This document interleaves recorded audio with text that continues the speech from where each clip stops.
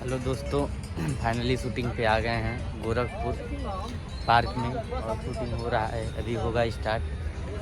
बहुत अच्छा पार्क है जो कि तैयारी चल रही है शूटिंग की। गाना यहाँ पे शूट होगा।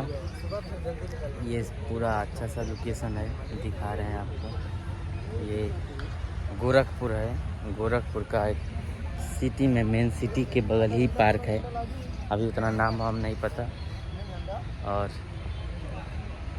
बहुत प्यारा लोकेशन हुआ है। यहाँ पे बहुत सारे गाने शूट भी हुए हैं और शूट भी हो रहा है और आगे कंटिन्यू होता ही रहेगा। 2-3 गाने यहाँ पे शूट करना है, नहीं 1-2 गाने और भी होगा शूट, और भी अलग अलग लोकेशन पे होगा गाना। तो दोस्तों, कैसे लगा ये फिल्म का? और अच्छा कंटेंट हम बना के डालते रहेंगे। आप लोग अपना प्यार दीजिए, आशीर्वाद दीजिए। जय हो भोजपुरी।